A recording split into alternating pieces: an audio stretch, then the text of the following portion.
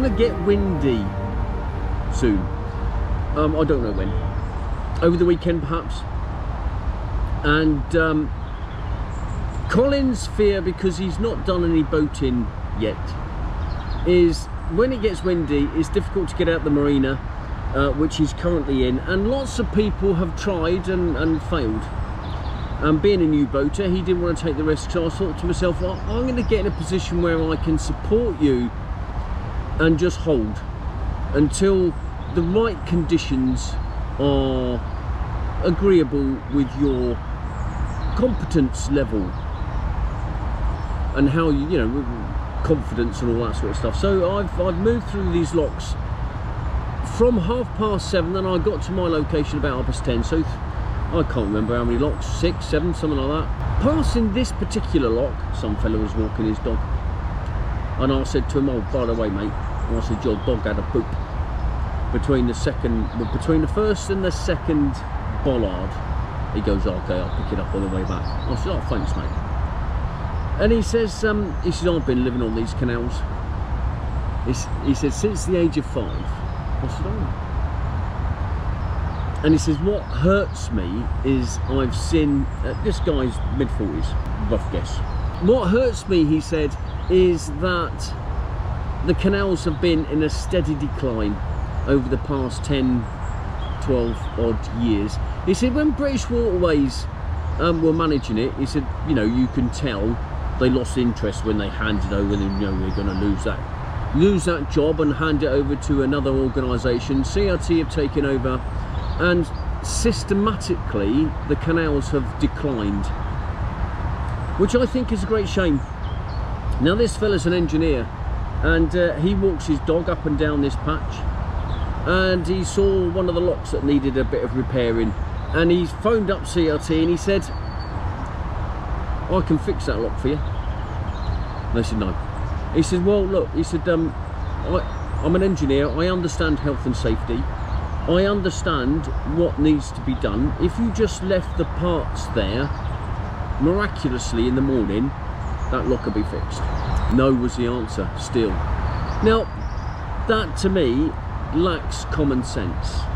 I understand health and safety, this fellow understands health and safety.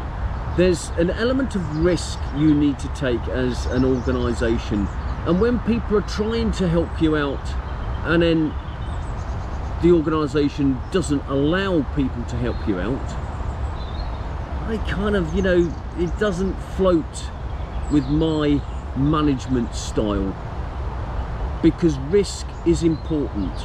And when you are managing something like 2,000, I keep banging on 2,000 miles of canals, yeah, I get it, but then you're going to need all the help you can get, and then someone's offering you help and you turn them down, well, just moody skies there, look, quite nice, like them. Look at that through there, look.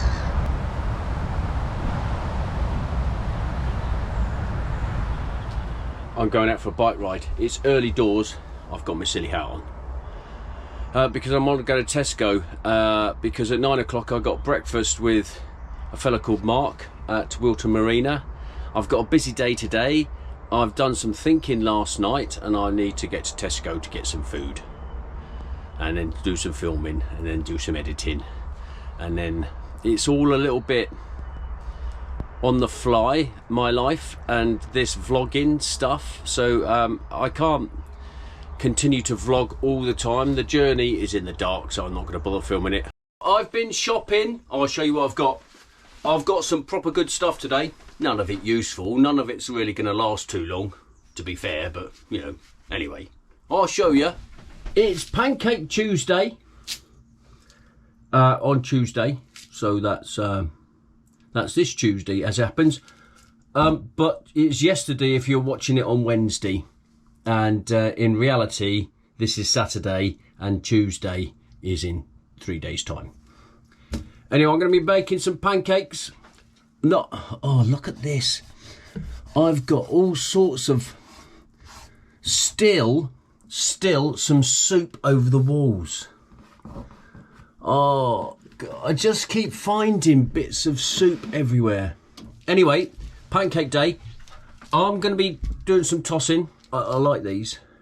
I can remember having these, making stuff with the kids. Eggs, naughty but nice. I went down the aisle.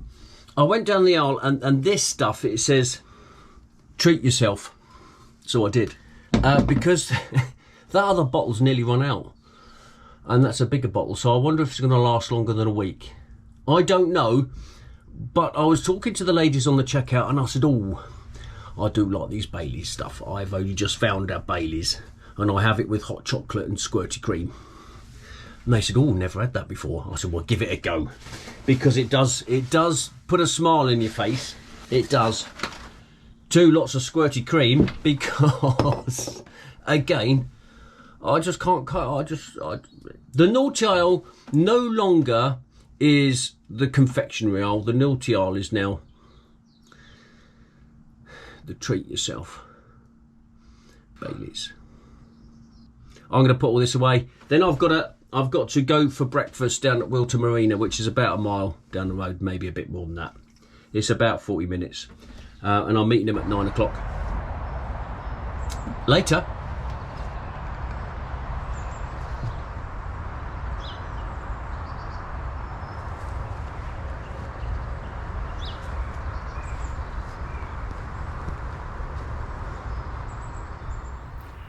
And pancakes are, well, are they British? Yes, they are, and I suppose there are other countries, but the French call them crepes.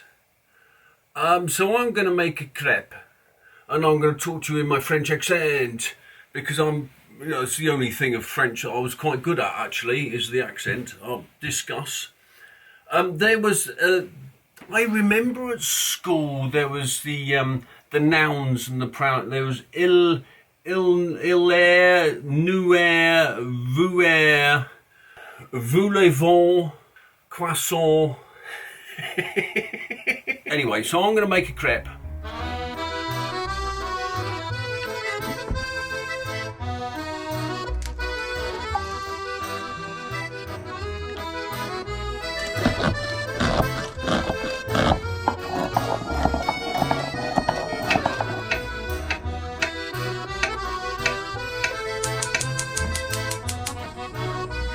The problem with cooking on a boat is the fact that the oil goes to one end of the pan, because the boat always tilts backwards. So you have to keep moving it about.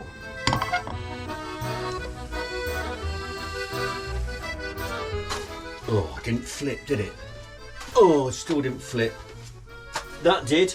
Bobby Dazzler! It's Valentine's Day, 14th, and there's nothing better than sharing a crepe with the person you love.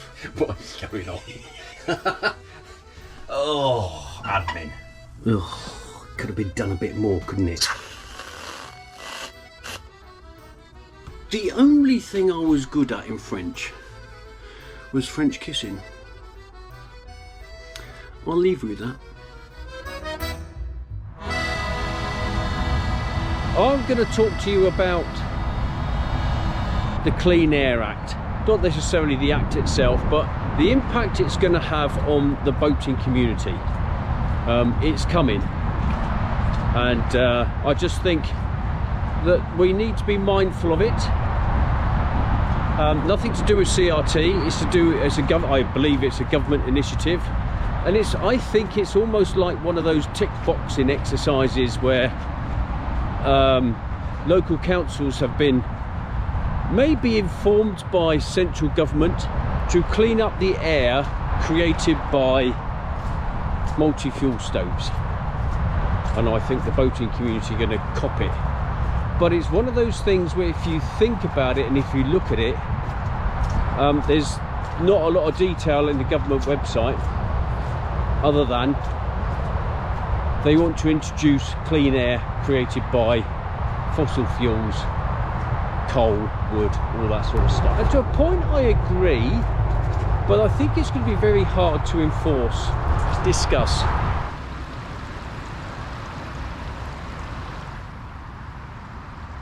The M1. Watford Gap's just down the road, and I can smell some great smells from that pub. Ooh, garlicky. I do like a bit of garlic. Oh, just lovely. If you can imagine garlic prawns, just lovely smells. Bit of an obstacle. Love those moody skies. Doom clouds opened up. Clean Air Act. Well, I've heard that you're only allowed smoke coming out of your chimney for a limited period of time. I don't know if that's fair. Let's say 15 minutes, I've heard. If your chimney's smoking for more than 15 minutes, possibly you may get fined. Really? How are they going to produce that fine? I mean, let's say for example me, I haven't got a home mooring, therefore I don't have a postcode. And if I say to them, okay, if you want to find me, you need to tell me in writing, well, I haven't got a postcode. How are they going to deliver that? Don't know. Captain of the Great Ideas Club would have considered all this stuff, I'm sure. And the other thing is, you know, different types of smoke. I've heard there are different types of smoke that mean different things. I don't know enough about it because I only burn coal from the approved sources. There is a whole list of approved sources of wood, coal and all that sort of stuff, and to be honest, it's a massive list. And from what's on the fuel boats, they only sell approved sources. Welly boots required, I think, this time of year. Mind you, last year I can remember cycling up here about this time too as well, because the ground was relatively solid, and this year is relatively soft. That boat, as I passed coming that way, I've been a good hour. That chimney's still smoking. So is that what they're on about? Is that an excessive amount of smoke? Would they get a fine? Don't know. Is it, let's say for example, it's smoking because he hasn't got the stove hot enough, because he doesn't know what he's doing. Is it a crime to be unknowledgeable on how to make a multi-fuel stove work properly? I mean, to be honest, last year I was clueless. I'm looking on the government website. It's a one-pager. It's actually quite good. I'll link it below. It goes on about smoke-controlled areas, the rules. Many parts of the UK are smoke-controlled areas where you cannot release smoke from a chimney. Discuss. Every chimney smokes to start off with, so there must be a bit of a leeway time. I've understood that it might be about 15 minutes. Discuss. You can only burn authorised fuel unless you have an appliance approved by DEFRA. In England, you may receive a penalty of up to £300 if your chimney releases smoke from smoke-controlled areas. That would require someone snitching on you, because you're not going to have some government lunatic walking up and down the towpaths looking for someone who's got a smoky chimney. So someone will have to snitch. You can be fined up to £1,000 if you buy unauthorised fuel to use in an appliance that's not approved by DEFRA. So clearly there is a set of authorised appliances that can burn unauthorised fuel. You can find out if you live in a smoke-controlled area by clicking on the link, and the link does work, although I can't make the map work. Not on this iPad thing. What you can burn in smoke-controlled areas is a list of authorised fuels. The list is massive. Anyway, there is a list of anthracite, semi-anthracite gas and low volatile steam coal that you can burn. List of exempt appliances. Again, the list is endless. I kind of think that because the list is endless about what type of appliance you've got, because they're covering all angles, the list of fuels that you can burn, it's going to take a bit of investigation. So if someone does snitch on you, some government official comes down, someone will take a picture of your chimney making smoke.